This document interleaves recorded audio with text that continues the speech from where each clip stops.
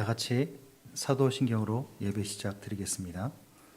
전능하사 천지를 만드신 하나님 아버지를 내가 믿사오며 그 외아들 우리 주 예수 그리스도를 믿사오니 이는 성령으로 잉태하사 동정녀 마리아에게 나시고 본디오 빌라도에게 고난을 받으사 십자가에 못 박혀 죽으시고 장사한 지 사흘 만에 죽은 자 가운데서 다시 살아나시며 하늘에 오르사 전능하신 하나님 우편에 앉아 계시다가 저리로서 산 자와 죽은 자를 심판하러 오시리라.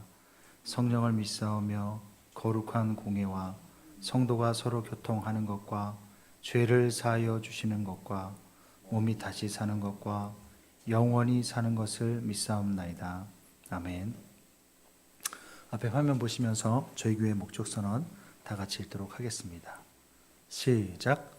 파주리 교회는 초대교회 이후로 두 번째로 건강한 교회를 하나님께 올려드리고 갈급한 영혼들을 섬기기 위해 부름받았습니다.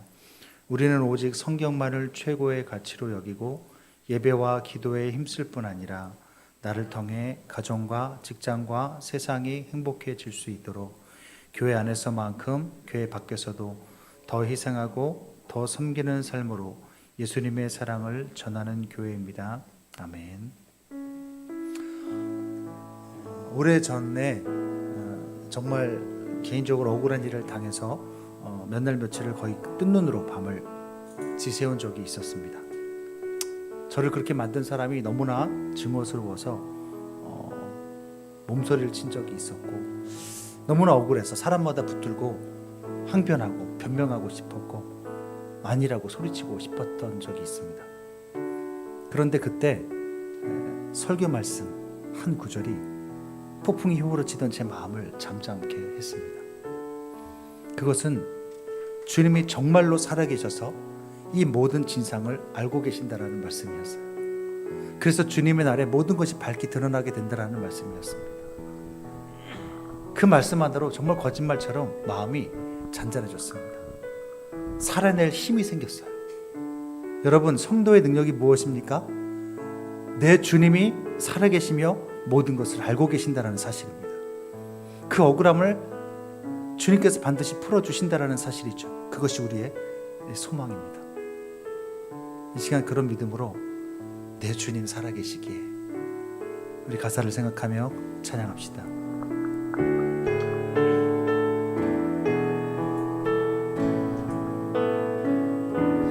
내 주님 살아계시기에 다시 오실 주님 날기에 내 주님 살아계시기에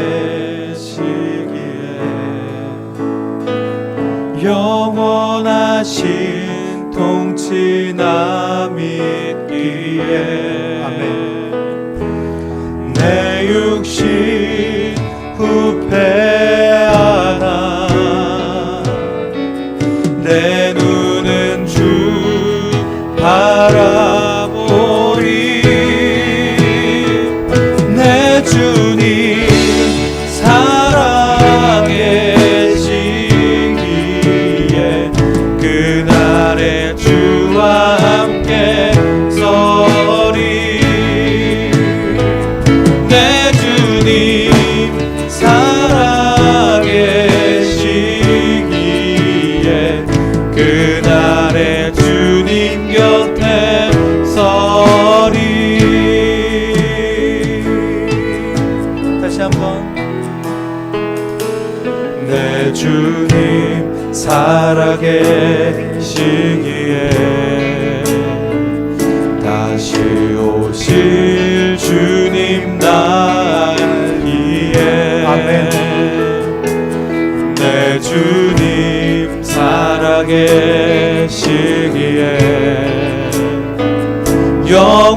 영원하신 통치 나 믿기에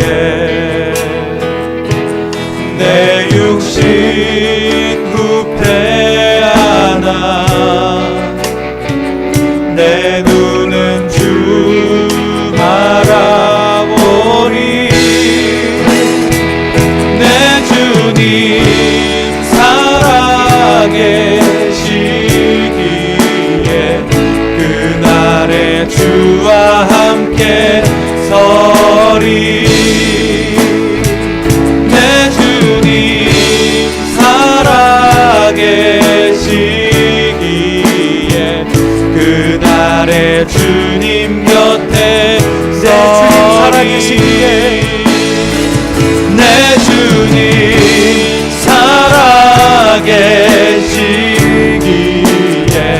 그날에 주와 함께 서리.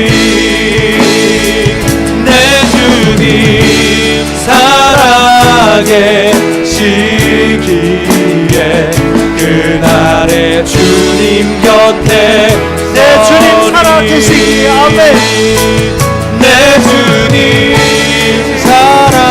살아계시기에 그날에 주와 함께 서리. 내 주님 살아계시기에 그날에 주님 곁에 서리. 죄악 벗은 우리 영혼은 기뻐 뛰며 주를 보겠네. 하늘에 계신 주 예수를 영원히 섬기리. 다 같이 힘차게 박수치며 찬양합시다.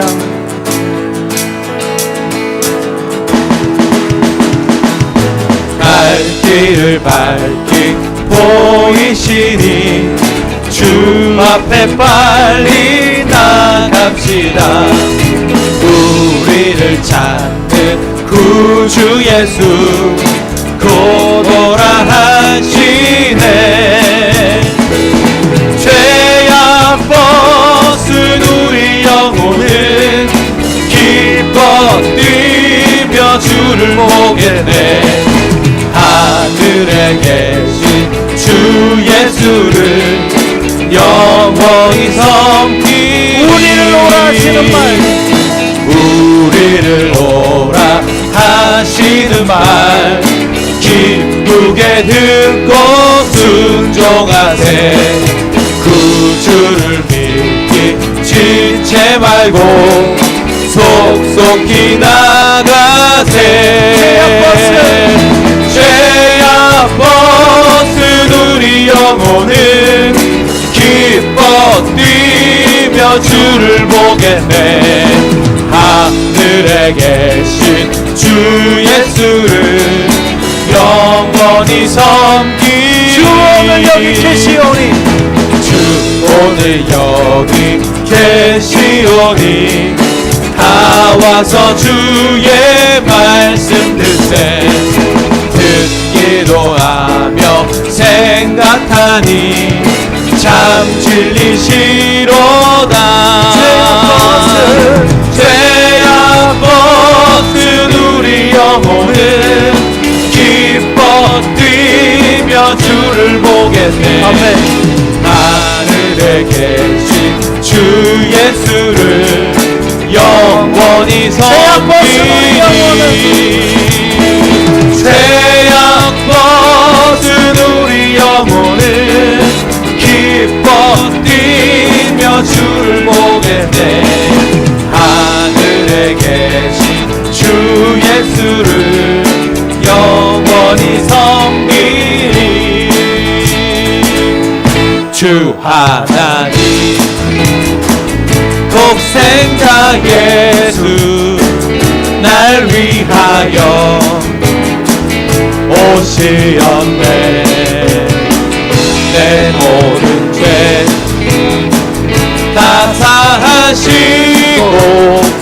죽음에서 부활하신 나의 구세주. 아멘. 살아계신 주 나의 참된 소망 걱정 근심 전혀 없네.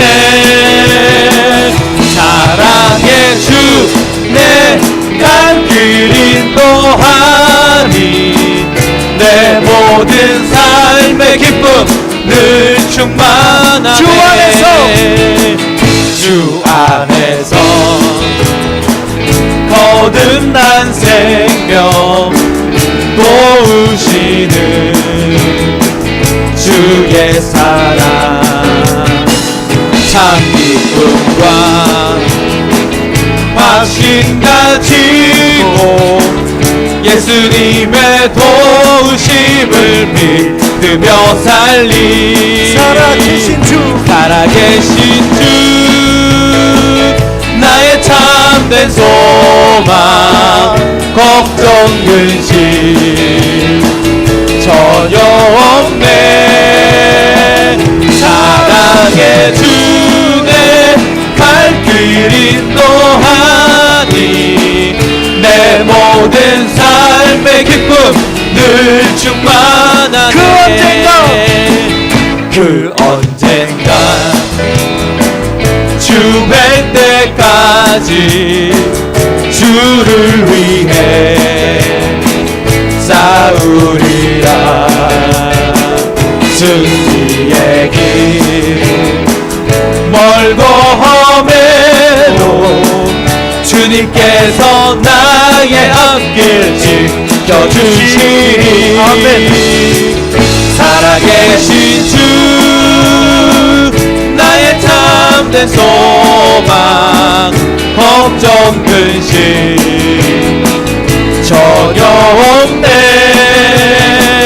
사랑의 주 내 갈 길 인도하니 내 모든 삶의 기쁨 늘 충만하네. 살아계신 주 나의 참된 소망 걱정 근심 전혀 없네.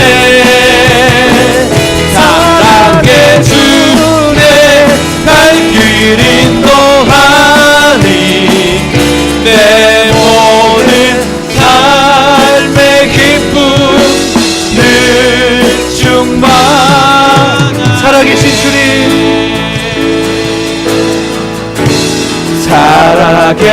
살아계신 주 나의 참된 소망 걱정 근심 전혀 없네. 사랑의 주 내 갈 길 인도하니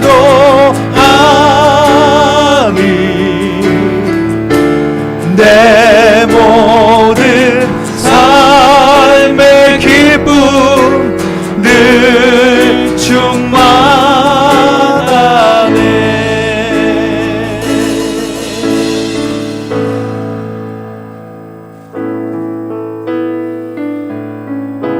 충만하네. 여러분, 주님이 풀지 못할 힘든 일이 없고 주님이 움직이지 못할 높은 산이 없으며 주님이 고치지 못할 상처가 없고 주님이 위로하지 못할 슬픔이 없습니다. 왜냐하면 주님께서 우리의 모든 어려운 짐을 대신 짊어지시기 때문이죠.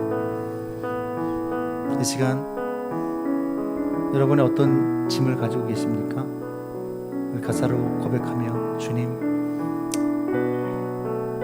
나의 어려움을 돌보시는 주님, 우리의 짐을 주님께 맡기고 오늘 힘을 얻는 시간 되게 하옵소서. 그런 마음으로 다 같이 찬양했으면 좋겠습니다.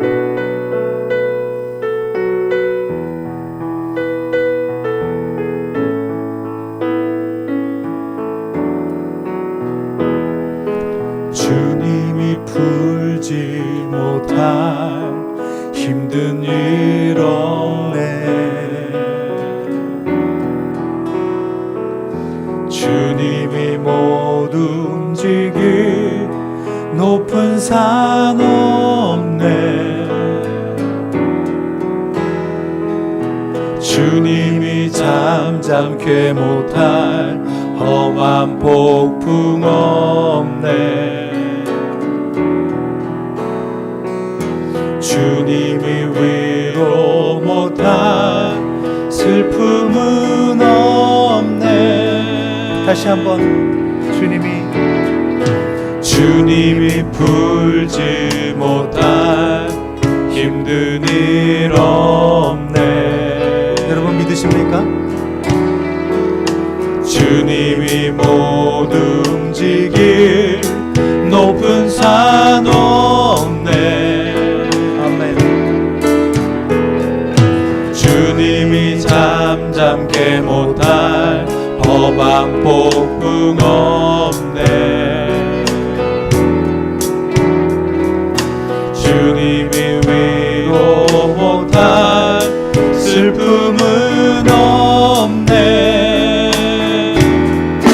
모든 세상의 어려운 짐 주께서 지시며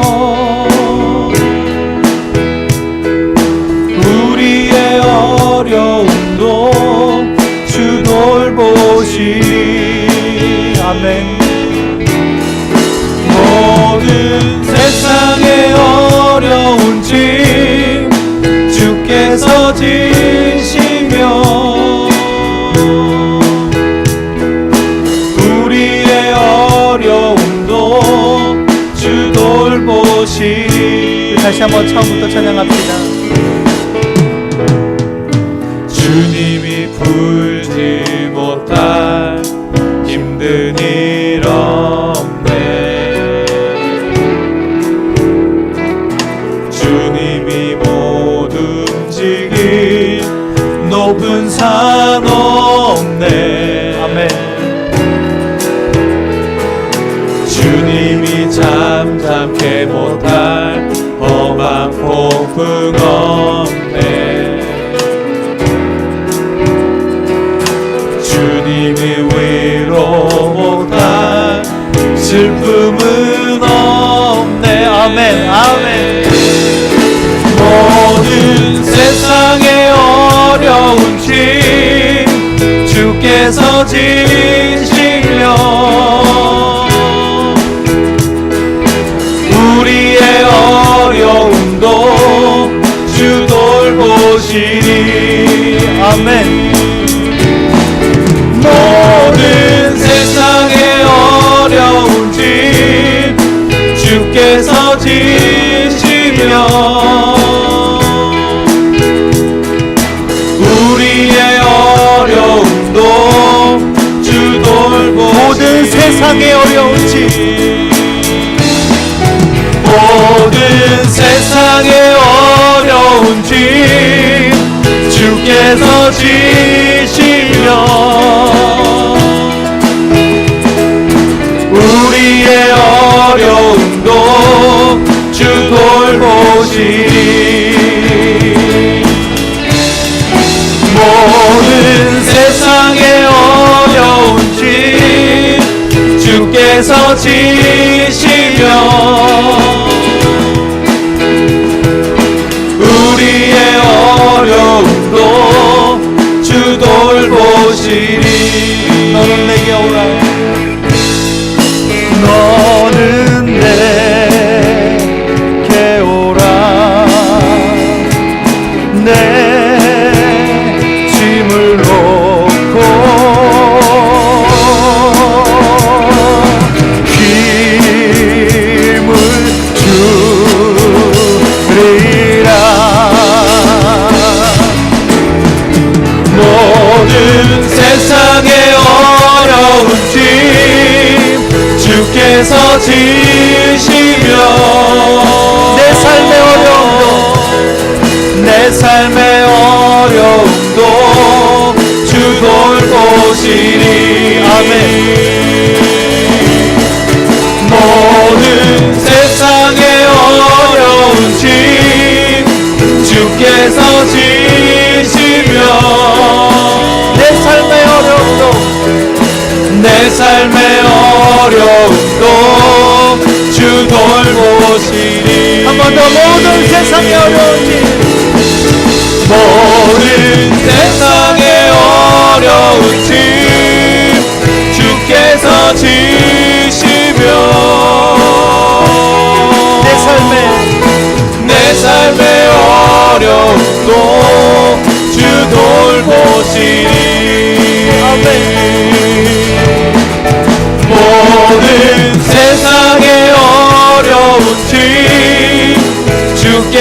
지시며 내 삶에 내 삶의 어려움도 주 돌보시리.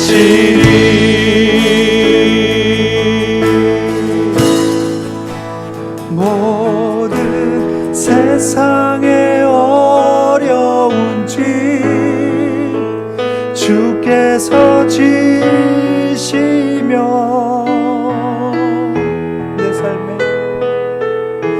내 삶의 어려움도 주 돌보시리. 아멘 아멘. 모든 세상의 어려운 짐 주께서 지시며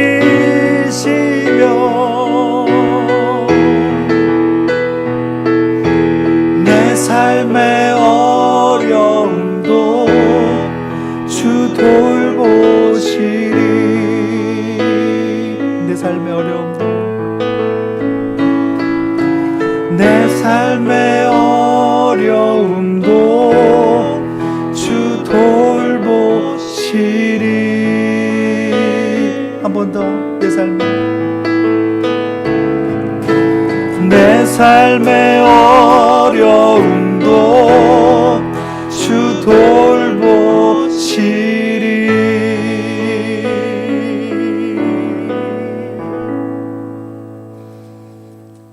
조금 전에 고백했던 이 가사처럼 주님이 풀지 못할 힘든 일이 없습니다. 주님이 못 움직일 높은 산도 없고, 주님이 잠잠케 못할 험한 부품도 없고, 주님이 위로 못할 슬픔도 없습니다. 어떤 상처가 있든 주님은 고치십니다.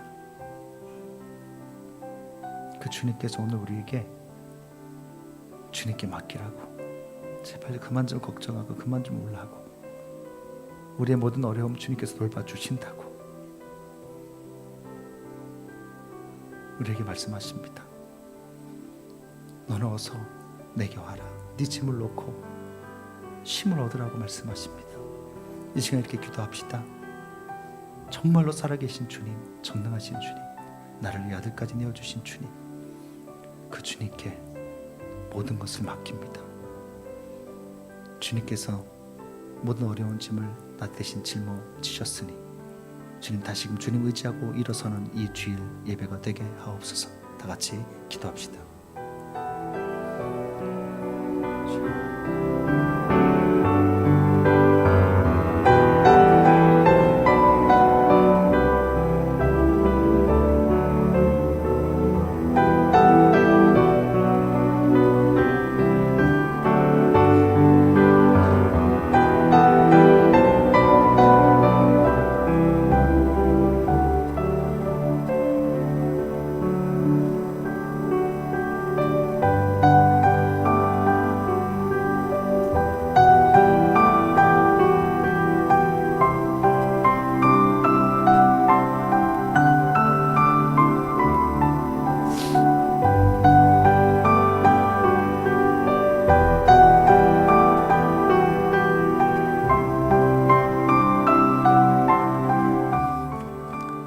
살아계신 주님, 때로 살아가다가 억울한 일을 당하고 견디기 힘든 삶의 무게 때문에 주저앉을 때도 많고, 때로는 사람으로 인하여 견디기 힘든 수치와 모욕을 당할 때도 많이 있습니다.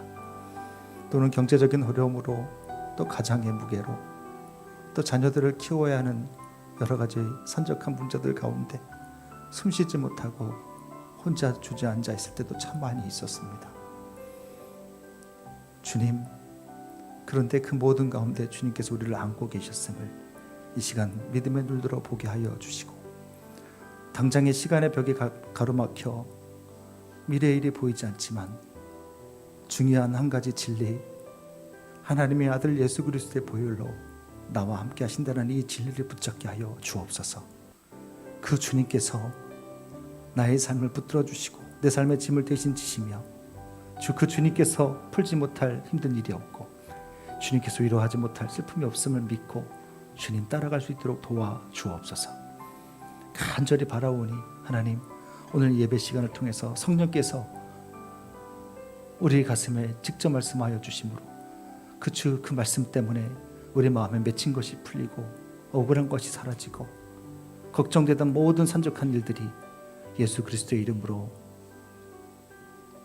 없어지는 것을 경험하는 이 주일 아침이 되게 하여 주옵소서.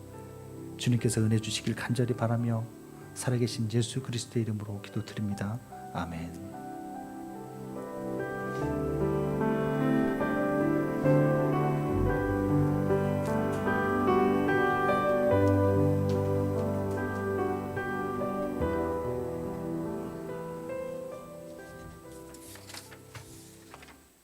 잠깐 교회 소식 전해드리겠습니다. 반갑습니다. 미치도록 보고 싶었습니다. 아무도 반응을 안 하시는데 반응할 때까지 계속 보고 싶었습니다. 감사합니다. 눈치가 정말 한 박자 느려요. 그렇죠? 예배 안내입니다. 11월부터 저희 교회는 정부의 위드 코로나 시책을 따라서 1년 9개월 만에 모든 예배를 정상화하였습니다. 지난 수요일에도 많은 분들이 나와서 함께 예배드리고 기도했어요. 참 행복하더라고요. 오랜만에 그렇게 돼서. 백신을 접종받지 않은 분들도 나오셔도 됩니다.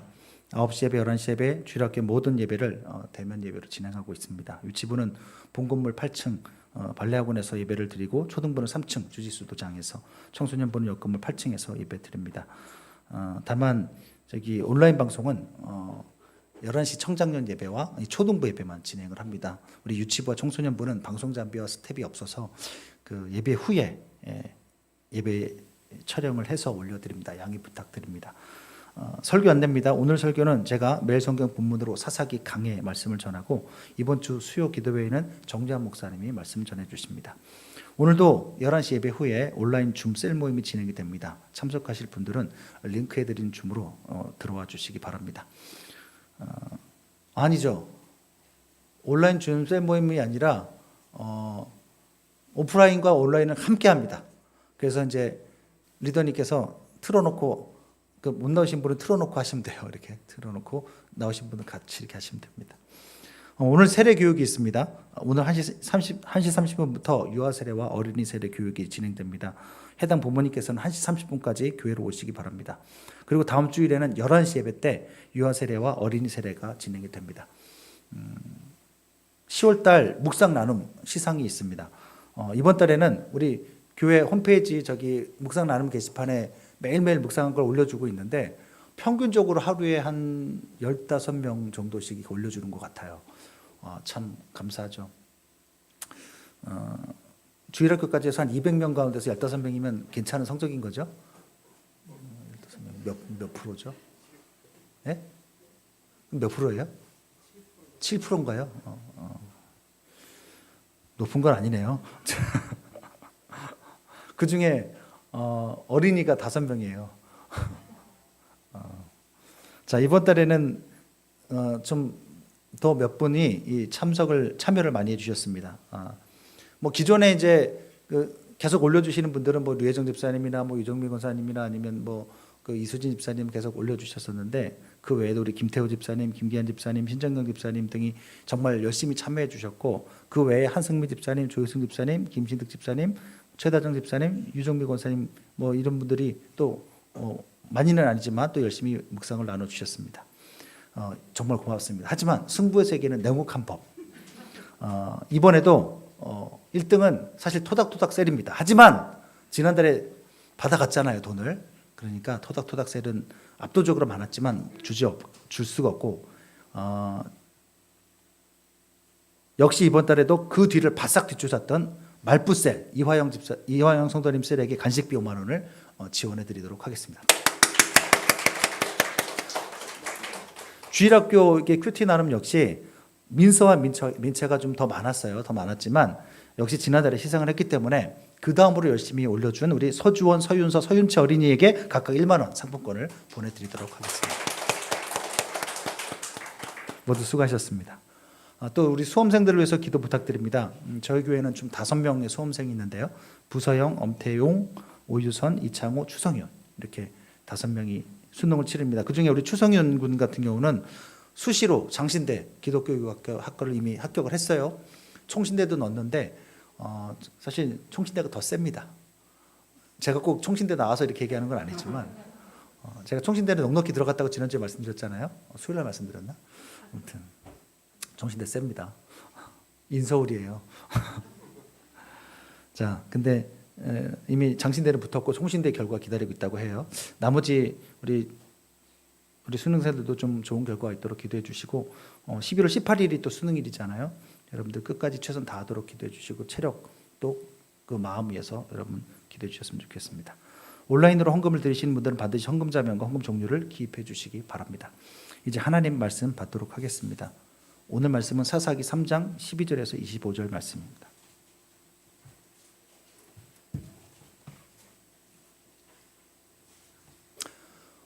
사사기 3장 12절부터 25절. 구약성경 사사기 3장 12절부터 한 절씩 교독하시고 마지막 25절은 다 같이 읽겠습니다. 성경책이 없으신 분은 앞에 화면을 참고하시면 됩니다. 제가 먼저 읽겠습니다. 이스라엘 자손이 또 여호와의 목전에 악을 행하니라. 이스라엘 자손이 여호와의 목전에 악을 행함으로 여호와께서 모압 왕 에글론을 강성하게 하사 그들을 대적하게 하시매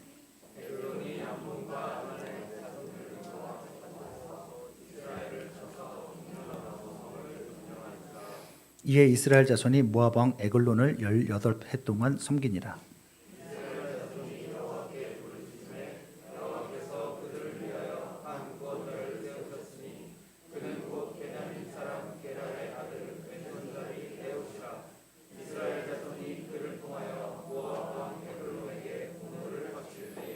에훗이 길이가 한 규빗 되는 좌우에 날선 칼을 만들어 그의 오른쪽 허벅지 옷 속에 차고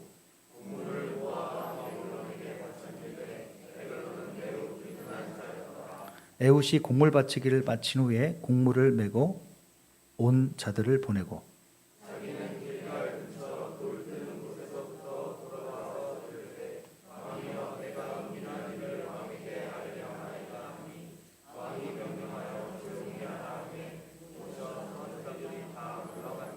에훗이 그에게로 들어가니 왕은 서늘한 다락방에 홀로 앉아 있는 중이라. 에훗이 이르되 내가 하나님의 명령을 받들어 왕에게 아뢰 일이 있나이다 하매 왕이 그의 좌석에서 일어나니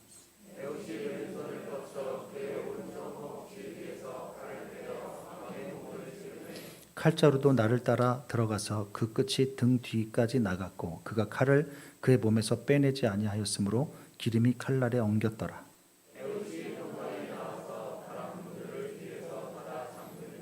에훗이 나간 후에 왕의 신하들이 들어와서 다락문들이 잠겼음을 보고 이르되 왕이 분명히 서늘한 방에서 그의 발을 가리우신다 하고 그들이 오래 기다려도 왕이 다락문들을 열지 아니하는지라. 열쇠를 가지고 열어본즉 그들의 군주가 이미 땅에 엎드러져 죽었더라. 아멘. 이 본문은 제가 개척하고 지금 3번째 같은 본문을 설교를 합니다. 특히 2번째 설교가 불과 4달 전에 5월 9일 날 했기 때문에 사실 나올 게 없어요. 여러분 이미 다 들으셨고 만약에 똑같이 설교하면 여러분 다 알아챌까? 못 알아채겠네요. 그죠? 똑같이 할 걸 그냥. 하지만 또 다 뒤집어 엎어서 다시금 또 이번에 여러분께 또 하나님께서 어떤 말씀을 주실까 하고 또 기도하고 기대하고 연구하면서 다시 또 갈아엎었습니다. 그래서 오늘 제목은 블랙 코미디라는 제목으로 또 함께 은혜를 나누고자 합니다. 여러분은 블랙 코미디라는 장르에 대해서 들어본 적 있으십니까? 그게 정확히 뭔지는 아마 잘 모르실 거예요. 이 블랙 코미디는요, 굉장히 부정적이고 비극적인 소재, 가난이라든가 고통이라든가 빈부격차라든가 아니면 죽음, 이런 비극적인, 누가 봐도 정말 듣기 불편한 그런 비극적인 소재로부터 웃음을 자아내게 하는 희극의 한 장르예요. 그러니까 굉장히 불편하고 비극적인 건데 그걸 통해서 유머를 그 안에서 익살스럽게 표현하는 거죠. 그런 블랙 코미디 요소가 많이 포함된 영화 중에 대표적인 게 여러분이 잘 아시는 기생충이나 오징어 게임이에요. 그래서 이런 류의 영화나 책을 보게 되면 분명 익살스럽기는 한데 뭔가 과장스럽고 재밌는 부분이 있는데 슬프기도 한 양가 감정이 듭니다. 그것을 우프다고도 얘기하죠. 웃긴데 슬퍼. 예를 한번 들어볼게요. 또 코미디언이자 방송 작가인 이 유병재 씨가 쓴 책 중에 2017년에 발간한 책 중에 블랙 코미디라는 제목 자체가 그거예요. 그 책이 있는데 그 책 중에 보면 그런 내용들이 있습니다. 글인데 읽다 보면 뭔가 좀 유머가 느껴지는데 웃기는데 슬퍼요. 첫 번째 한번 보세요. 제목 듣는 순간 기분 나쁜 말 하면서 기분 나빠하지 말고 들어. 제가 부탁드리는데 기분 나쁜 말 하지 마세요 그냥. 아니면 이런 말 하지 말고 그냥 기분 나쁜 말을 하세요 그냥. 차라리 담백하게. 다음 글도 보세요. 제목이 다행이다예요. 다행이다. 말에 가시가 돋아서 기분이 안 좋은 줄 알고 걱정했어. 성격이 안 좋은 거였구나. 다행이다. 기분상의 문제인 줄 알고 계속 관계를 유지하려고 했는데 알고 봤더니 성격이 들어온 거여서 그러면 끝이다 이런 뜻인 거죠. 마지막 글의 제목은 좀 원초적이긴 합니다만 똥을 싸다가입니다. 촬영차 시골에 내려갔던 날 밤 배가 아파 화장실로 향했다. 잠금 장치가 고장난 화장실에 아니나 다를까 문과 변기의 거리마저 멀었다. 행여 누가 들어올까 두려워 나는 계속 입으로 소리를 냈다. 어떻습니까? 뭔가 피식거리게 되는데 그 상황이 웃을 수 없는 상황이라 또 슬픈 마음이 또 들어요. 더군다나 조금 전에 그 내용을 조금 더 생각해 보면 뭔가 더 묵직한 교훈까지 우리는 느끼게 됩니다. 문고리도 잡을 수 없는 화장실에서 누군가에게 끊임없이 자기의 존재감을 나타내기 위해 거리는 유병재 씨의 모습에서 우리는 힘든 세상살이에서 어떻게 하든 자신의 존재감을 나타내서 세상으로부터 간택받기 위해서 무던히도 거리며 애쓰는 우리의 모습을 연상하게 됩니다. 그러니 이 글을 읽으면서도 마냥 웃을 수만은 없는 것이죠. 이런 장르를 블랙 코미디라고 해요. 그런데 흥미롭게도 이 블랙 코미디 기법이 오늘 본문에 아주 기가 막히게 사용이 되었습니다. 저는 사실 개인적으로 봉준호 감독보다 여호와 하나님 감독이 훨씬 더 블랙 코미디를 잘 살렸다고 봐요. 분명 상황은요, 오늘 본문의 상황이 뭔지 아세요? 이스라엘이 모압에 18년 동안이나 압제를 당하고 있는, 매번 추수 때마다 와가지고 곡식이며 다 뺏어가서 먹을 것이 없는 정말 그런 비극적인 상황이에요. 정말 비극인데, 상황은 비극인데 그 성경의 이 내용의 표현과 인물들과 사건들은 우스꽝스럽게 짝이 없습니다. 굉장히 과장되어 있어요. 먼저 모압 왕 에글론부터가 그렇습니다. 어느 물어보나 이는 그는 약소국이었던 모압을 이렇게까지 강성하게 만들 만큼 대단한 사람이 아니에요. 실제로 모압은요, 민수기 22장 이후만 봐도 애초에 이스라엘의 적수가 될 만한 민족이 결코 아니었습니다. 말 그대로 잽이 안 되는 민족이었어요. 이스라엘 앞에 꼬리를 내리는 민족이었다고요. 22장 3절 민수기 제가 읽어드릴게요. 화면 보세요. 읽어드릴게요. 모압이 심히 두려워하였으니 이스라엘 백성이 많음으로 말미암아 모압이 이스라엘 자손 때문에 번민하더라. 뭐라고 나와요? 이스라엘의 기세에 눌려서 두려워하던 게 모압이었대요. 그래서 이때도 모압은 무서워서 감히 이스라엘에게 덤비지도 못했고 그저 어떡합니까 여러분? 발람이라는 선지자를 불러서 주술로 저주하라고만 주문을 하죠. 그게 발람 사건입니다. 그때 모압 왕의 이름이 발락. 그리고 오늘 본문 이후에도 보게 되면 모압은 이스라엘에 완전히 깨집니다. 깨져서 이제 이후로는 이스라엘의 속국으로 전락하고 말아요. 그리고 이후로 모압은 단 한 번도 이제 이스라엘한테 덤비질 못합니다. 약소국이에요. 애초에 덤비는 수 없는 그런 민족이라고요. 물론 중간에 열왕기 하에 보게 되면 딱 한 번 이스라엘의 속국으로 조공을 바치다가 반란을 일으킨 적은 한 번 있어요. 그거는 덤빈 게 아니라 우리 이제 그만 좀 괴롭혀하고 자기네가 이스라엘이 약화된 틈을 따서 빠져나가려고 한 거지 덤빈 적이 없어요. 그러니까 애초에 모압은 이스라엘 앞에서 고양이 앞에 쥐입니다. 그러니까 애초에 모압은 이스라엘에게 덤빌 만한 급이 안 되었던 민족이라고요. 그런데 어느 날 갑자기 에글론이 왕이 되더니 엄청 강해졌다라는 거예요. 하지만 그것조차 이해가 되지 않는 것이 에글론에 대한 표현을 보게 되면 이 사람은 그럴 만한 위인이 아닌 거예요. 17절에 보게 되면 황소에 비교될 만큼 심각하게 비둔한 사람으로 표현을 합니다. 매우 비둔했다. 두껍게 굉장히 살이 뒤룩뒤룩 찌고 뭐라고 그럴까 둔해 보이고 그런 거죠. 그런데 여러분 17절에 이 비둔하다라는 단어는요. 구약 성경 전체에서요.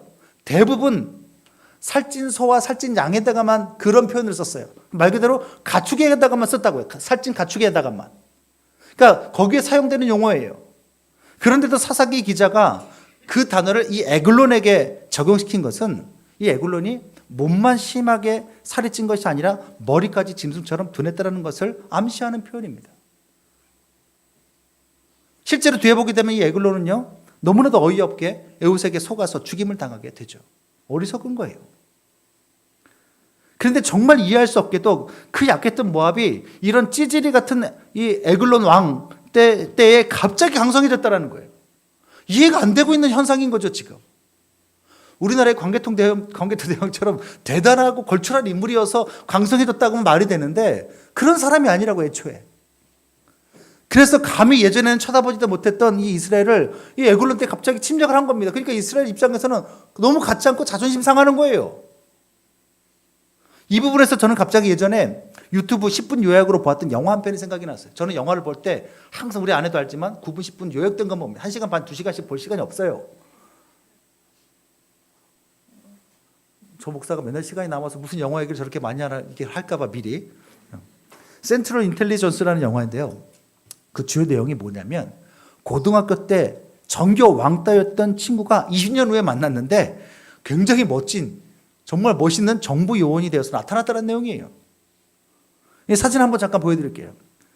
고등학교 시절 주인공은 저렇게 뚱뚱한 데다가 중요 부위는 가렸습니다. 뚱뚱한 데다가 남자예요. 여자 아닙니다. 엉뚱하게까지 해요. 뚱뚱한 데다가 좀 약간 모자란 듯이 엉뚱하게까지 해서 너무 많이 놀림을 받는 전교생한테서. 그래서 나중에 졸업식 때 다음 사진 보여주시면 전교생 앞에서 이렇게 벌거 벗겨지는 놀림까지 받게 됩니다. 그러다가 20년 후에 동창회에서 만났는데 보세요. 다음 사진 보여주시면 저렇게 멋지고 강력한 모습으로 나타난 거예요.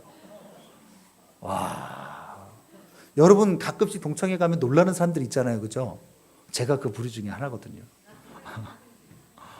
역변했다고 얘기를 하더라고요. 그런데 그에 비해서 또 다른 주인공, 흑인 주인공이 또 나타나는데 이 사람은 정반대예요. 또 다음 사진 보여주시면 그 사람이 이 흑인은 고등학교 때는 전교생이 환호한 인싸였던 거예요.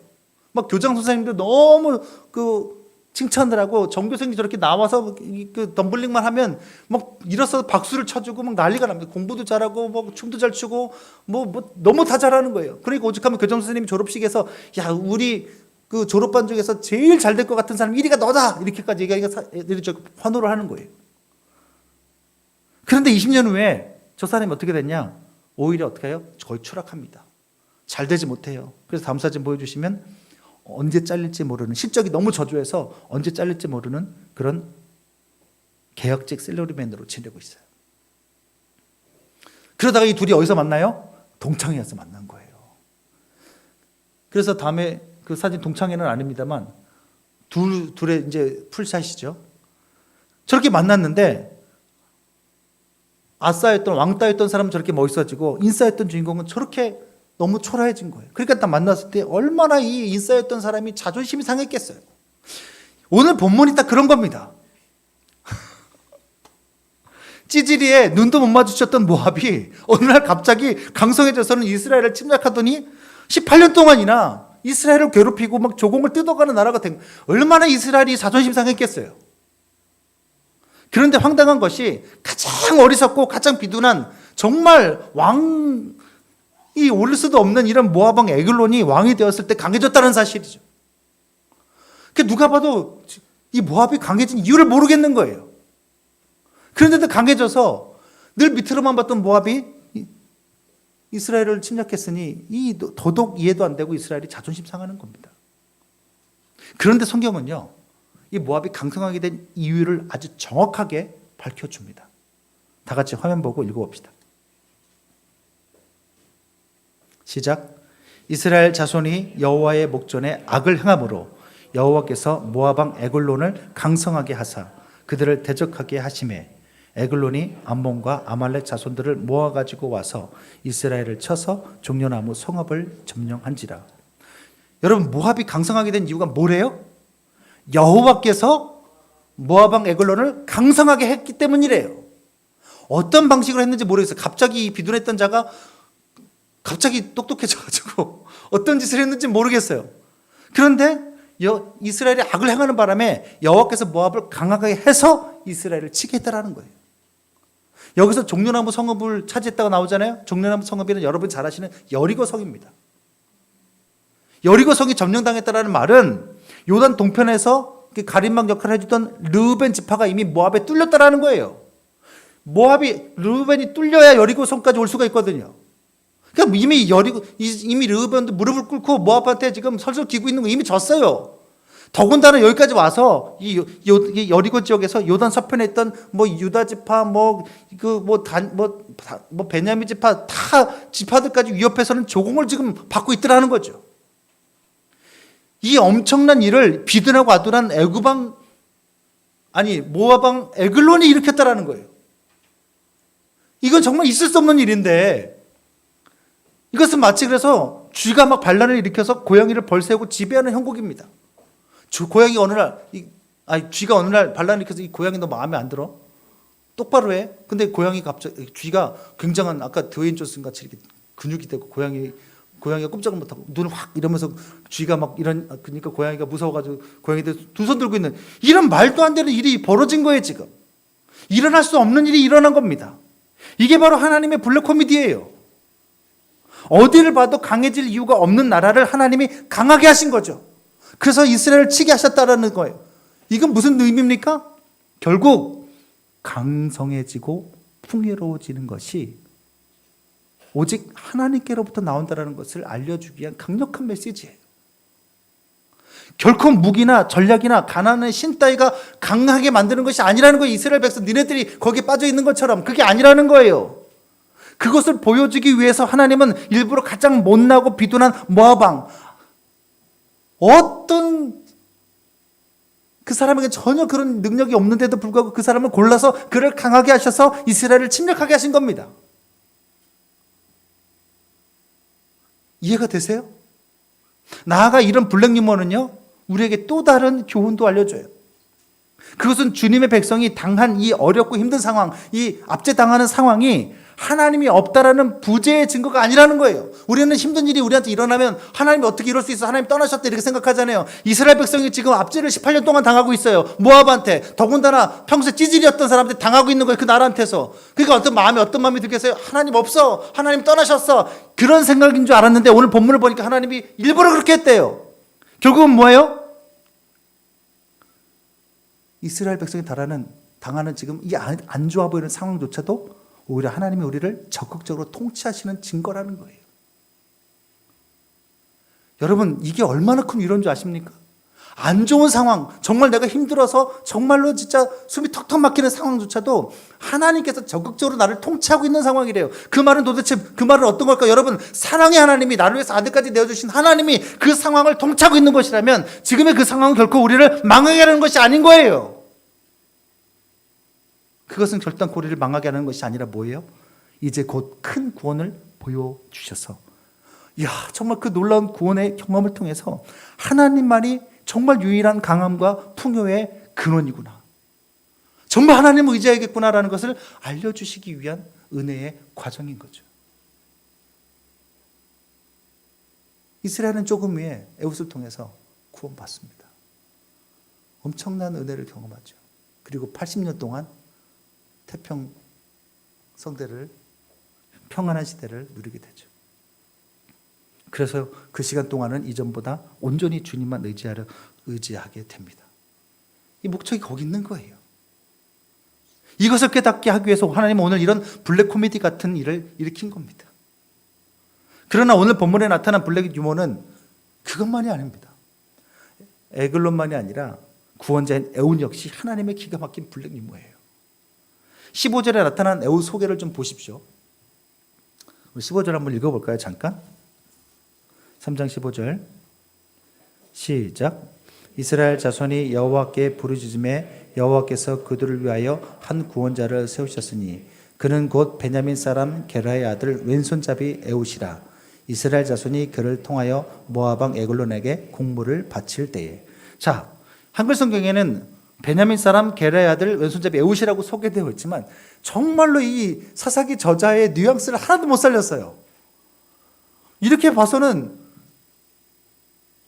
에웃에 대한 소개가 너무 평범하고 뭐 아무렇지도 않죠. 하지만 원어로는요, 에후드 벤 하 예민이 이시아테르 야드 에민이라는 뜻인데, 예민호라는 뜻인데, 이 그런 단어인데 이게 무슨 뜻이냐면 오른손의 아들 부족인데 오른손이 묶인 에훗.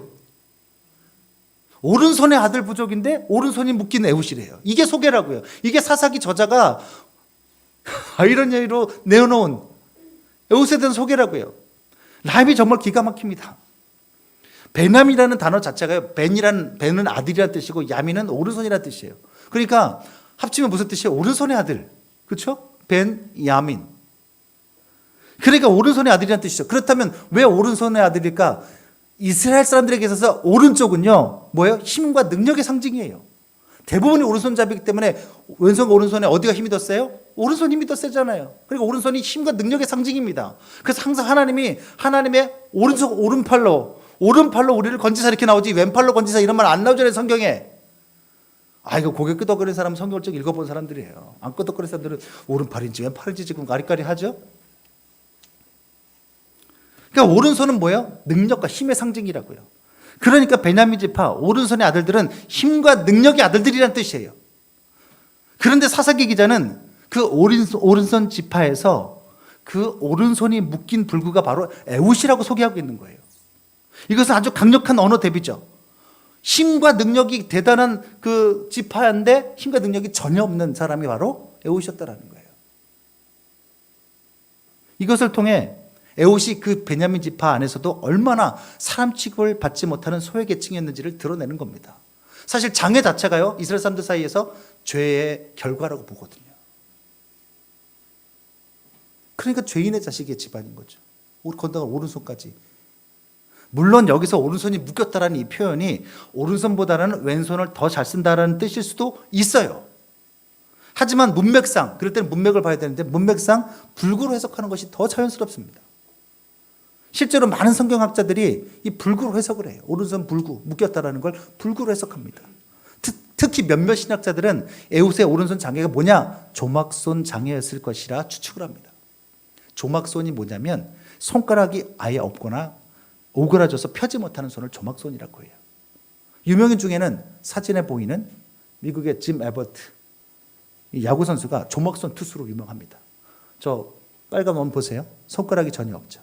아마 에웃도 저런 손을 가졌을 가능성이 아주 커 보인다라는 겁니다. 이에 대한 가장 강력한 증거가 바로 오늘 본문 15절 하반절 말씀이에요. 한글 성경에는 에웃 그를 통하여 공물을 바쳤다. 그를 통하여 조공을 바쳤다라고 기록하고 있지만 원어로는 그렇게 나와 있지 않아. 이것도 못 살린 거죠. 그의 한쪽 손을 통하여 모압 왕에게 공물을 바쳤다라고 번역되어 있어요. 원어로는. 왜 두 손이 아니라 한쪽 손이에요? 감이 오죠? 이것은 당연히 에웃의 장애를 가진 손을 가리키는 것으로 보입니다. 그의 장애를 이용해서 조공을 바쳤다라는 거예요. 왜요? 아무래도 지금 모압 왕이 이스라엘 땅 안에 들어와서 지금 조공을 받고 있잖아요. 지금 적진 안에 들어와서 지금 조공을 받고 있어요. 그러니까 어떤 위험이 있어요? 암살의 위험이 있죠. 그러니 암살의 위험 때문에 장애를 가진 사람이 와서 이 조공을 바치게 되면 아무래도 안심하고 조공을 받을 수 있는 거죠. 그래서 이스라엘 사람들이 안심하게 하게끔 위해서 장애를 가진 에웃에게 조공을 지금까지 맡겨왔던 겁니다. 그런데 오른손 불구로 인해서 힘이 없고 오히려 머리가, 여기서는 잔머리입니다. 잔머리가 발달한 에웃은 그런 자신의 장애를 이용해서 왕을 암살하기로 결심합니다. 모압 왕과 그 군사들은요, 그동안 조공을 계속해서 바쳐왔던, 왜 계속해서 바쳤다고 얘기하냐면 여기 보게 되면 그를 통하여 공물을 바쳤다라는 단어가 미완료형으로 쓰였어요. 그 말은 계속 지금 조공을 바쳐왔다는 뜻이에요. 앞으로도 계속 바칠 거고. 미완료형. 아시죠? 그러니까 이 그 에웃은 지금까지 조공을 바쳐왔던 사람인 거예요. 그러니까 아무래도 이미 그 앞에서 있는 이 군사들과 모압 왕은 이미 에웃과 그의 장애를 다 알고 있었던 것으로 보이는 거예요. 그래서 그렇게 심하게 평상시에도 왔다 갔다 했던 사람이니까 몸수색을 심하게 하지 않았던 것으로 보입니다. 그것을 이용해서 에웃이 어디다가 어느 날 오른쪽 허벅지 옷 속에 이게 한 규빗이라고 그랬는데 이 규빗도 이게 궁중 단위냐 아니면 일반 단위 이것 따라서 좀 센치가 달라지는데 그전까지는 45cm 이게 여기서 여기까지가 한 규빗인데 45cm를 여겼는데 이거 지금 최근에는 해석하기를 45cm 너무 길다. 그래서 이 다른 단위로 하게 되면 30cm예요. 그래서 지금은 많은 해석자들이 30cm로 왜냐하면 30cm가 딱 숨기기 좋은 사이즈거든요. 그래서 저도 30cm로 봅니다. 그러니까 30cm 정도 되는 그 단검을 오른쪽 허벅지에다가 숨긴 거죠. 아무래도 단검이잖아요. 그리고 장검은 금방 티가 나요. 여러분 45cm 여기다 바지 속에다 집어넣으면 어떻게 될까요? 움직일 때마다 이렇게 보일 거 아니에요. 그러니까 30cm를 여기다 딱 고정을 시킨 거죠. 안에다가 고정을 시켰는데 왜 오른쪽입니까? 오른쪽이 조막손 불구니까. 단검일 때는 어떻게 단검일 때 이렇게 해서 뽑는 게 편할 거 아니에요. 근데 오른손이 불구니까 여기다 단검 같은 걸 숨겼으리라 생각을 못 한 거예요. 그래서 오른쪽에다 숨긴 겁니다. 그리고 역시 검사를 받으러 가는데 그 검색을 하는데 검색대를 무사히 통과하죠. 평상시도 왔던 사람이고 오른쪽은 아예 검사도 안 하고 왼쪽만 검사를 한 거죠. 하지만 에웃은 그렇게 통과됐지만 곧바로 암살을 시도하지 않습니다. 아주 용의주도예요. 곤물을 일단 바쳐요. 그래서 막 그 곤물을 바쳐서 막 모압 왕의 왕을 마음을 누그러뜨린 다음에 어떻게 합니까? 길가까지 갔다가 다시 되돌아오는 이런 신중함을 보입니다. 일단 마음을 누그러뜨린 다음에 어떻게 합니까? 길가에 갔다가 신의 계시를 자기가 받아서 다시 돌아와서 그 신의 계시를 왕에게 전달하겠다. 그래서 은밀한 일이라고 번역되었는데 사실은 은밀한 일이라고 하지만 물건으로 해석이 되거든요. 그 히브리어 단어가. 그러니까 아마 은밀한 뭔가, 그러니까 좀 신에 의해서 어떤 계시를 받고 더 좋은 무언가를 준다. 내지는 은밀한 계시를 전달하겠다. 이런 뉘앙스로 지금 다시 찾아온 겁니다. 다시 되돌아온 거예요. 근데 19절 보게 되면 길갈에서 돌아왔다 그러잖아요. 길갈 근처 돌 뜨는 곳에서 돌아왔다고 나와요.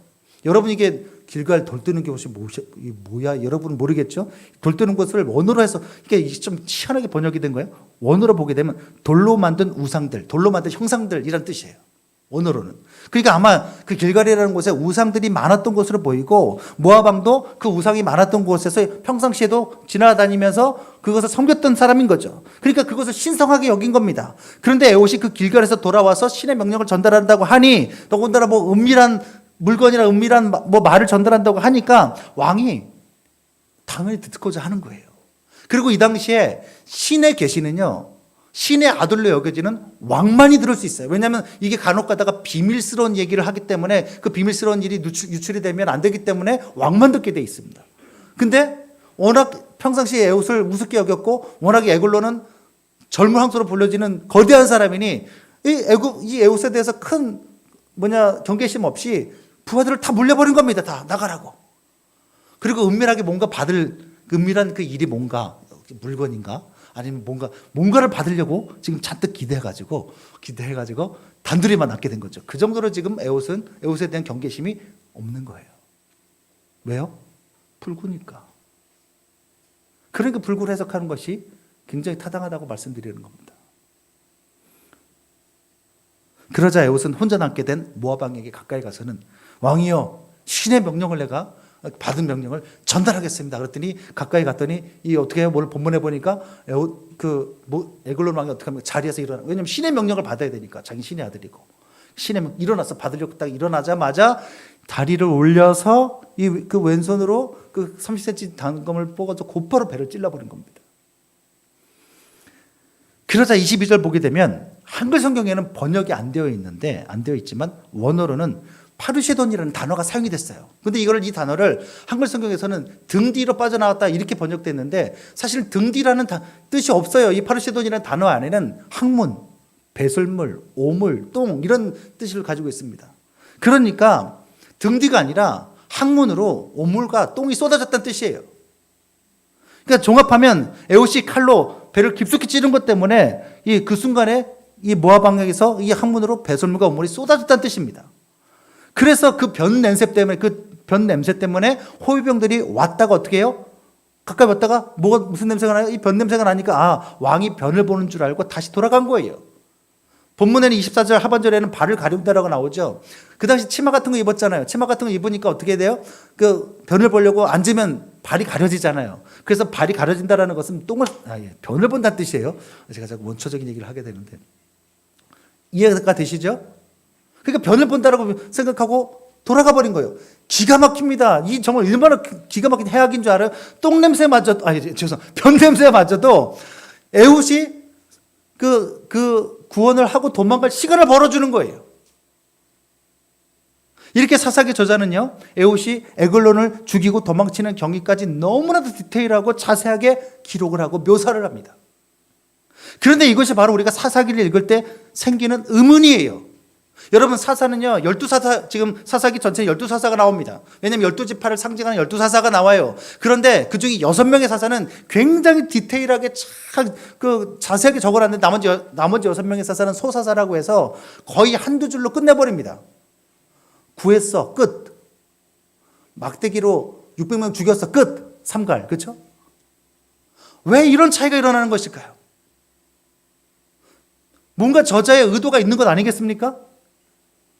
여러분 잘 생각해 보세요. 앞에 여러분 묵상했잖아요. 명문 가문에다가 엘리트 신앙인이었던 누구? 사사 온니엘. 영웅인 갈렙의 사위가 됐잖아요. 그죠? 모르세요? 좀 아는 체를 좀 하세요, 좀.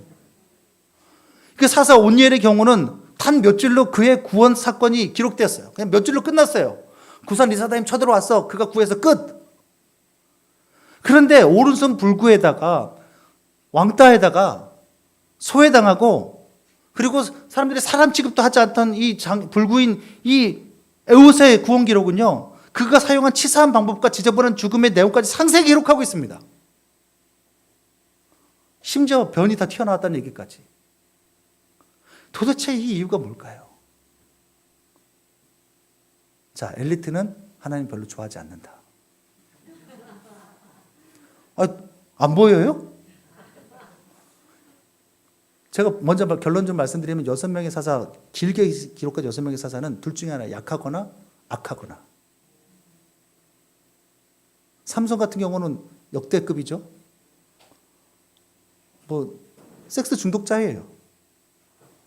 전혀 자기가 맡은 사명에 관심이 없는 사람입니다. 문제가 많은 사사, 아니면 약점이 많은 사사일수록 길게 나오고 모범적인 사사일수록 짧게 말하고 넘어가 버립니다.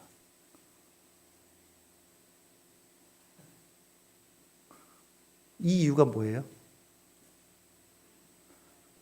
읽는 자들을 우리로 하여금 그들의 능력과 가문과 배경을 보지 못하게 하기 위함이에요.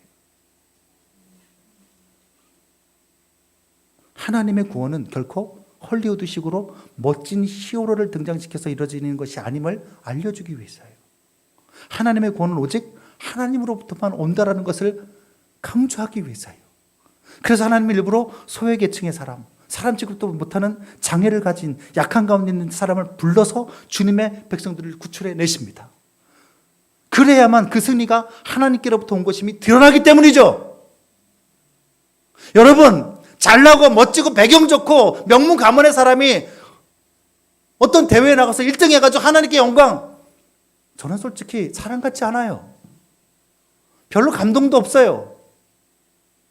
그런데 정말 힘들고 어려운 사람이 열심히 노력해가지고 최선을 다했음에도 불구하고 등수 안에도 못 들었어요. 그럼에도 불구하고 그 사람이 하나님께 영광, 하나님 감사합니다. 하나님 난 그럼에도 불구하고 주님 때문에 내 삶을 이어가겠습니다. 저는 그게 훨씬 더 기가 막혀요. 그게 신앙이죠. 안 그렇습니까? 여러분, 약한 자를 통해서, 문제 있는 자를 통해서 구원하는 것이 바로 하나님의 구원 방식이에요.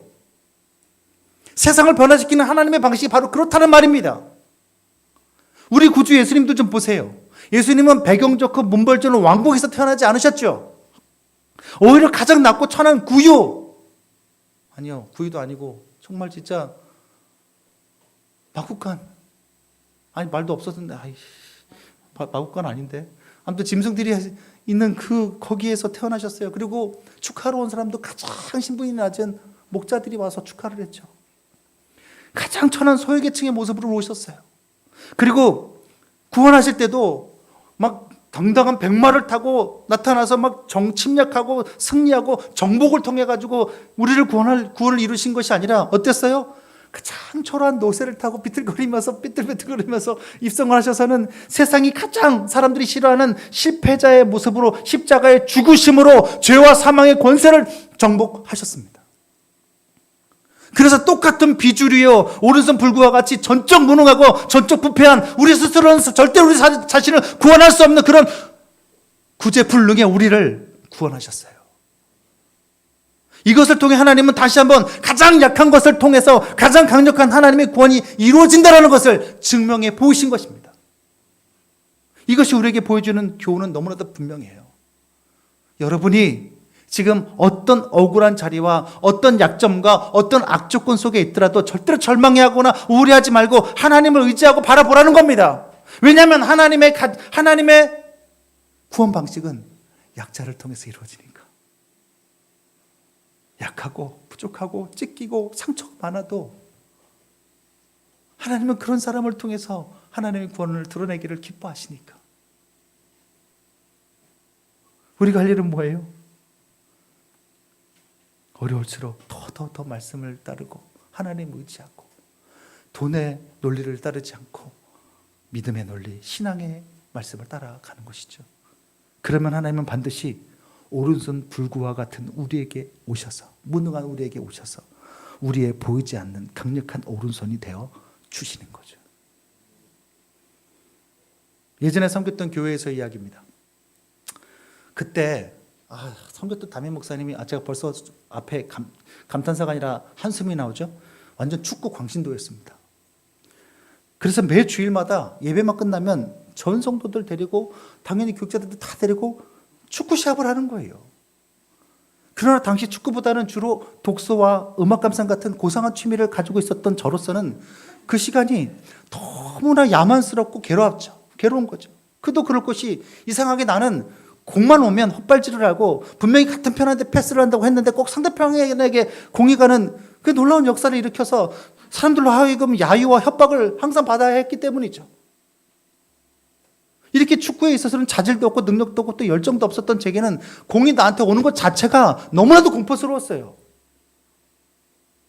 그 전에도 제가 잠깐 말씀드렸잖아요.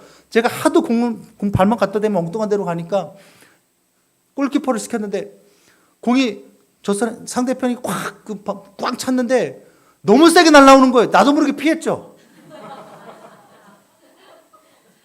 저걸 막았다 내가 죽겠구나. 그리고 또 더 많은 야유와 네가 목사냐 막 이제 네가 그래서 정말 축구 시간 너무 그때 제가 전에 얘기했죠. 무릎에 지금도 아직도 제가 큰 상처가 있거든요. 굉장히 큰 상처. 알다시피 저는 굉장히 뜨개질이라든가 그 독서라든가 이렇게 음악 감상 막 이렇게 고상한 걸 좋아하는 사람이니까 하다가 다치는 거예요. 못 하겠으니까. 그러니까 무릎에 지금도 그때 얼마나 크게 상처가 났는지 굉장히 큰 상처가 지금 나 있습니다. 그게 축구하다가 그때 축구하다 다친 거예요. 참. 그래서 제가 우리 교회 교육자분들한테 절대로 운동 가자 말 안 해요. 그러니까 아침에도 제가 박교동 목사님도 5년 동안 내가 한 번이라도 내가 운동하자고 한 적 있었냐고 다 이러잖아요. 우리는 항상 음악 감상. 그런데 그런 저에게도 간혹 가다가 정말 축구하는 날이 즐거운 때도 있었어요. 그게 언제냐면 다름 아닌 전직 국가대표 축구 선수였던 성도님이 축구하러 오는 날이에요. 그러면 그날은요 팀 편성부터가 달라져요. 그래서 예전에는 이제 비슷비슷하게 못하는 사람이 섞여가지고 이렇게 그 시합을 했다면 그때는 어떻게 하냐면 뭔가 저를 포함해서 못하는 찌질이들을 다 한편으로 모아놓고 거기에 누구를 딱 놓을까요? 전직 국가대표 축구 선수를 딱 거기다 한 명을 딱 박아놓는 거예요. 한 명 대 거의 사실은 그 사람 혼자서 21명이랑 싸우는 거죠. 그렇죠? 그러니까 저를 포함해서 온갖 찌질이들 10명이랑 그 사람, 그리고 이쪽은 온갖 잘하는 사람, 담임 목사님을 포함해 정말 축구 잘하는 사람들만 다 모여있어요. 그래서 딱 시합을 하게 됩니다. 여러분 어떻게 될 것 같아요? 비등비등할 것 같아요? 근데 저는 비등비등할 줄 알았는데 놀라운 사실을 깨달았어요. 그 전직 국가대표의 공이요, 몸에 붙어 다니는 것 같아요. 아무도 못 뺏어요. 그 축구 날고긴다 하는 그 사람들이 못 뺏어요, 진짜로. 그냥 몸이 계속 붙어 다니는데 기가 막힌 거죠. 그리고 전혀 긴장이 없어요. 긴장이 안 돼요. 그냥 정말 게임이 안 되는 거죠. 여러분 군계 일학이라고 들어보셨어요? 정말 제 눈에는요, 그 잘한다는 상대편 그 11명이 담임 목사님 포함해서 정말 꼬꼬댁거리면서 땅을 쪼는 것 같은 수많은 닭들같이 보이는 거예요. 막 꼬꼬댁 지르는, 서로 잘한다고 막 이러는데, 근데 그 중에 고고한 한 마리가 딱 우뚝 서가지고 뛰지도 않아요, 잘. 이렇게 하다가 갑자기 뻥 차면 정말 그 중간 그 지점에 중앙선에서 슛을 하는데 거의 공이 휘면서 휙 하고 제가 날아가는 소리가 들리더라니까요. 살짝 그 과장을 보태서 비행 접시가 이렇게 휘어서 들어가는데, 와, 정말 제가 보면서 침만 안 흘렸다 뿐이지, 야, 진짜 박수를 저절로 치게 되더라고요. 그냥 그때부터 제가 성도님이 아니라 정말 선수님, 정말 그 모습 그대로. 그러니까 항상 이기는 거예요. 제가 하는 일은 아무것도 없어요. 정말 갖고 논다는 표현이 맞는 거죠. 제가 하는 일이라고는 뭐예요? 어쩌다가 제 앞으로 공이 딱 날라오면 어떡할까요? 그분께, 그 선수님께, 그 신과 같은 그 선수님께 군계해라. 그분한테 패스하는 것밖에 없어요. 그나마도 패스를 하는데 어디로 가요? 엉뚱한 데로 날아가는데, 놀랍게도 그분께서 번개같이 달려들어서 그 공마저 살려내더라는 거죠. 이야, 정말 저는 그때 진리를 깨달았습니다. 내가 아무리 축구 실력이 형편없어도 이기는 방법이 있더라는 거예요. 그것은 바로 나와 함께 하시는 분이 전직 국가대표 축구 선수님이라는 것을 깨닫고 그분께 볼을 패스하고 맡기는 것이죠. 그럼 이겨요. 꼭 바보같이 자기가 무슨 선수인 것처럼 끌고 가다가는 어떻게 돼요? 바로 뺏기는 거죠. 여러분 신앙도 마찬가지입니다. 애국과 같이 비주류의 능도 없고 힘도 없는 우리가 이 신앙의 경주에서 승리할 수 있는 유일한 한 가지 방법이 무엇입니까? 그것은 바로 나와 함께 하시는 주님이 얼마나 큰 사랑으로 나를 사랑하셨는지를 알고 모든 상황까지도 그분이 통치하시는 주권자이심을 믿는 것입니다. 그리고 그 주님께 내 삶의 주도권을 패스하고 맡기는 거예요. 왜 우리가 망해요? 패스를 안 하는 거예요, 주도권을. 내가 자꾸만 무엇인가를 듣고 내가 결정하려고 하는 거예요, 자꾸만. 세상적인 세속에 하나님 인정하지 않는 세상의 사상에 자꾸만 내가 물들어서 그거 가지고 내 인생을 자꾸 살아가려고 하는 거예요. 세상의 기준에 자꾸 나를 패배자로, 너는 실패자라고 얘기할 때마다 그 말에 자꾸 휘둘리면서 나는 좌절해야 돼 하고 스스로 괴로워하는 거예요. 그렇게 세상 사람들의 기준이나 말에 휘둘리고 주눅드는 것이 아니라 하나님의 동행하심과 말씀에 내 모든 기준을 두고 내게 주어진 삶을 살아내는 것입니다. 그리고 좋지 않은 상황 속에서도 하나님이 그 상황마저도 쥐고 계신다라는 그 하나님의 선하신 뜻을 믿고 참아내고 기도하는 것입니다. 분명 하나님은요, 우리가 찌질이라 패스도 제대로 못하거나 넘어져도 득달같이 달려와서 도와주실 겁니다. 우리의 실패조차 사용해서 우리의 실패조차 하나님께서 붙드셔서 우리를 하나님께서 기뻐하시는 아름다운 존재로 빚어가는 과정으로 삼아 주신다고요. 그게 우리의 믿음이에요. 그런데 우리의 문제가 뭔지 아세요? 내 능력의 미천함을 모르고 지가 무슨 축구 국가대표인 줄 안다라는 거예요. 그래서 늘 지 혼자 공을 몰고 가다 빼앗긴다는 거죠. 제발 패스 좀 하라고, 패스 좀! 여러분의 주도권을 하나님께 좀 맡기라고요, 좀! 말로만 맡기고 갈 때 되찾아가지 말고, 이 교회 와서는 막 주님 찬양하며 맡기고 갈 때 다시 주세요 갖고 가지 말고 좀 제발. 이제 한 가지 글만 읽어드리고 마칠게요. 한 크리스천이 인터넷에 올린 글인데요. 물론 중간중간에 좀 약간 잘못 알는 것도 있지만 전체적인 내용은 잘 맞아서 제가 읽어드리려고 해요. 하나님께서 당신을 쓰실 수 없다고 느껴질 때 다음의 사람들을 기억하세요. 노아는 술 취한 알코올 중독자였고, 아브라함은 너무 노쇠하였으며, 이삭은 공상가였고, 야곱은 거짓말쟁이였습니다. 레아는 너무 못생겼었고, 라헬은 우상 숭배자였으며, 요셉은 학대를 받았으며, 모세는 말을 잘 못했지요. 기드온은 겁쟁이였고, 삼손은 긴 머리에 바람둥이였으며, 라합은 몸파는 기생이었고, 예레미야와 디모데는 너무 어렸으며, 다윗은 간음하고 살인까지 하였습니다. 엘리야는 심한 우울증 환자였고, 이사야는 벌거벗은 설교자였고, 요나는 하나님을 피해 도망했던 사람이었습니다. 나오미는 과부였고, 욥은 파산하였으며, 세례요한은 벌레를 먹었지요. 베드로는 예수님을 3번이나 부인하였고, 제자들은 기도하다 잠이 들었으며, 마르다는 모든 일에 대해 근심하였고, 막달라 마리아는 귀신에 씌었던 여자였습니다. 사마리아의 여자는 수없이 이혼당했고, 삭개오는 키가 너무 작아 배척받는 사람이었습니다. 바울은 간질병에 고집쟁이였고, 디모데는 위궤양이 있었으며, 심지어 나사로는 병에 걸려 죽었던 사람입니다. 그럼에도 불구하고 하나님은 이들을 모두 사용하셨습니다. 주 안에서 사랑하는 성도 여러분, 이렇게 하나님께서 사용하는 사람은 하나같이 약점투성이의, 우울증의, 죄인의, 부족함투성이인 사람들이었어요. 저도 그렇고요. 저도 자격지심 덩어리였고, 저도 약점 덩어리였던 사람입니다. 하지만 가진 것 없고 약점투성이의 마음에 상처가 가득해도 괜찮습니다. 실패자여도 괜찮아요. 하나님의 약속과 능력은 그런 우리의 약함과 만났을 때 더 찬란하게 드러나고 빛이 나기 때문이죠. 하나님은 그런 우리 약한 우리를 통로로 사용하시기를 기뻐하십니다. 화면 보면서 마지막 고린도전서 1장 26절 읽고 마치겠습니다. 시작.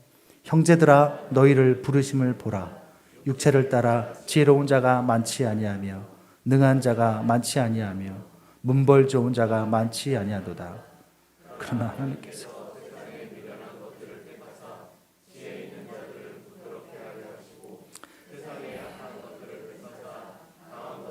부끄럽게 하려 하시나니 이는 아무 육체도 하나님 앞에서 자랑하지 못하게 하려 하심이라. 아멘. 찬양합시다.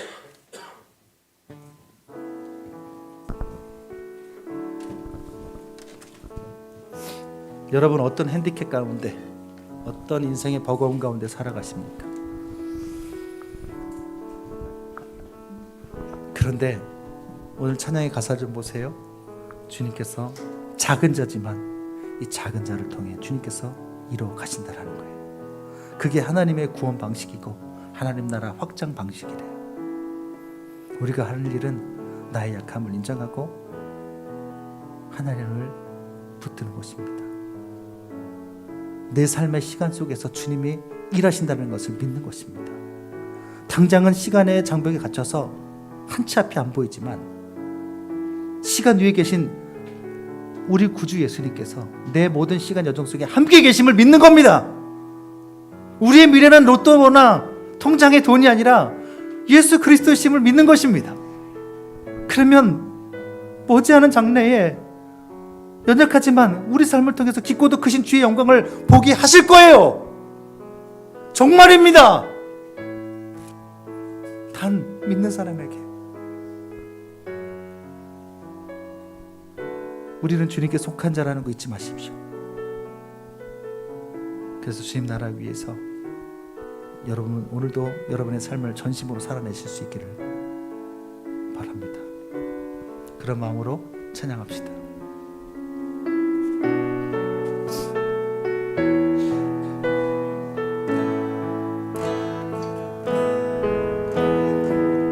이 땅의 내 삶이 비록 버겁더라도 주님의 선하심 나 믿으며 가리. 이 작은 자 통해 주가 이뤄 가시니 감사로 사는 삶 나 살기 원하네. 내 삶의 시간 속에 주님이 일하십니다. 내 삶의 시간 속에 주 일하시네. 내 모든 여정 속에 함께 하시네. 깊고도 크신 주의 영광을 나 보리라. 위대하신 주,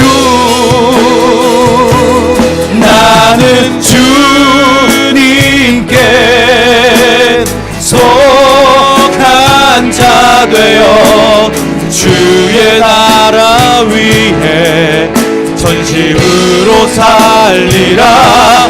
주의 마음에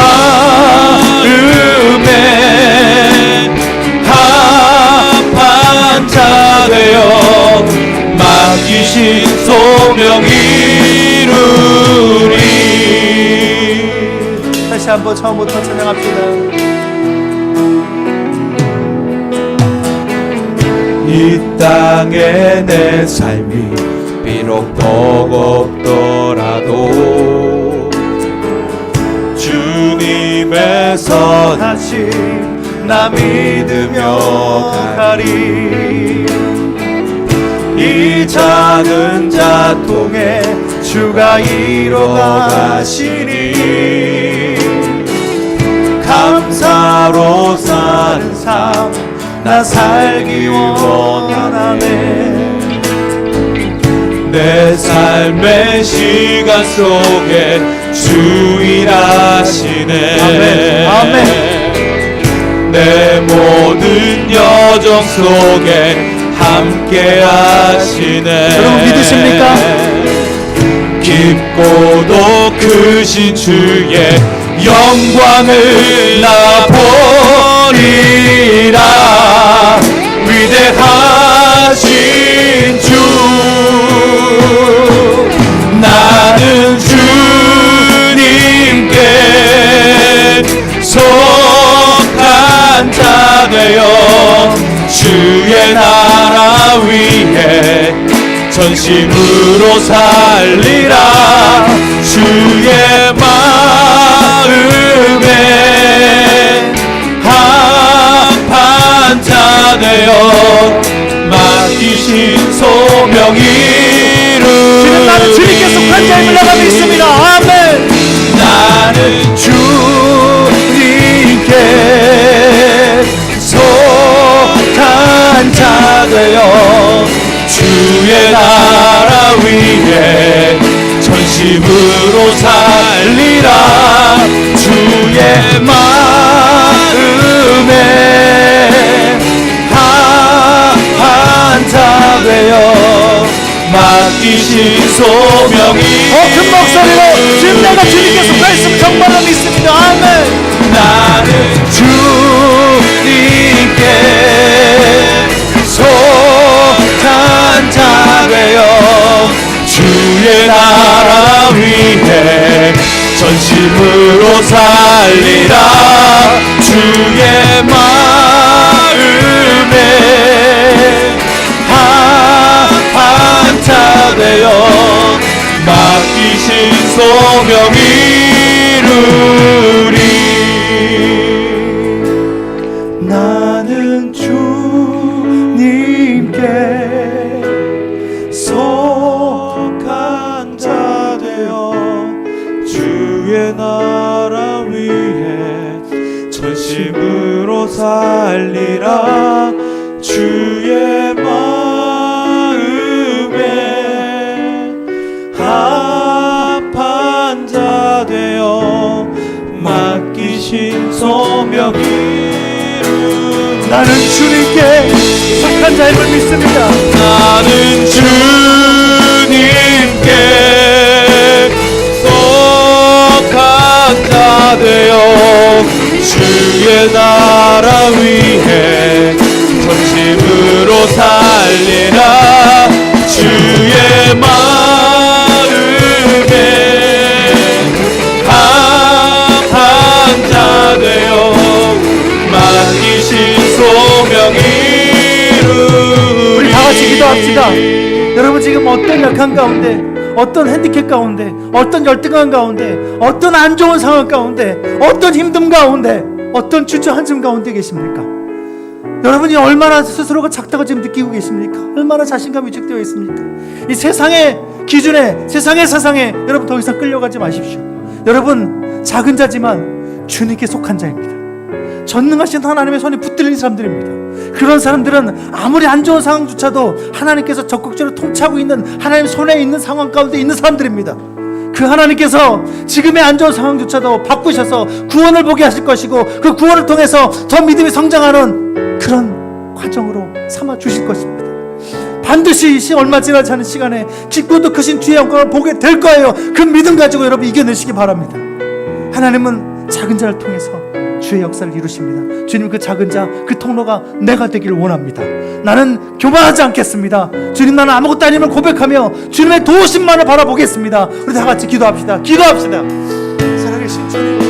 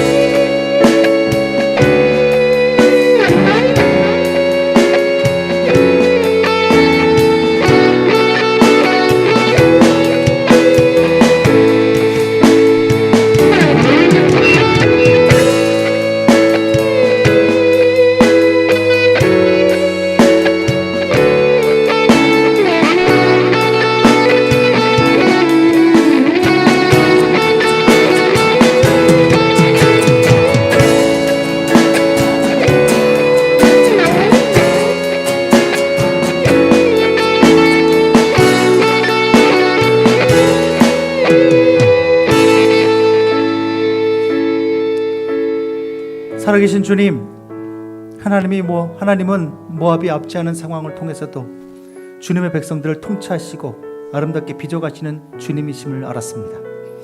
그러니 분명 지금의 어려운 상황에도, 지금의 우리가 약해 보이는 상황에도 자비로운 하나님의 뜻이 있음을 믿습니다. 주님, 더욱더 믿음으로 살도록 우리의 약해진 마음을 도와 주옵소서.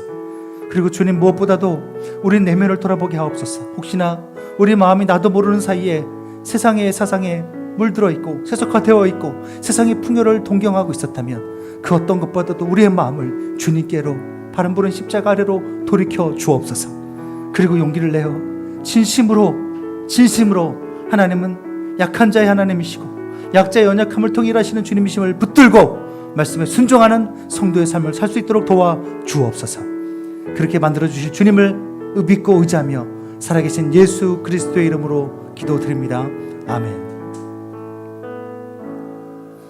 이제는 죄와 사망 가운데서 우리를 구원해 주신 예수 그리스도의 은혜와 하나님 아버지의 아들까지 내어주신 도무지 이해할 수 없는 사랑과 성령님의 위로하시고 붙드시고 선하게 빚어주시는 역사가 오늘 말씀을 듣고 약한 자, 소외된 자, 가난한 자를 통해 자신의 뜻을 이루어가시기를 기뻐하시는 하나님이심을 믿고 하나님이 없는 것 같은 상황 속에서도 그 과정조차 주님께서 날 빚어가시는 은혜의 과정으로 삼으실 것을 믿고 다시금 용기 내어 주님 붙들겠노라고 다짐하는 사랑하는 성도님들과 가정과 일터와 자녀 위에 이제부터 영원토록 함께 있을지어다. 아멘.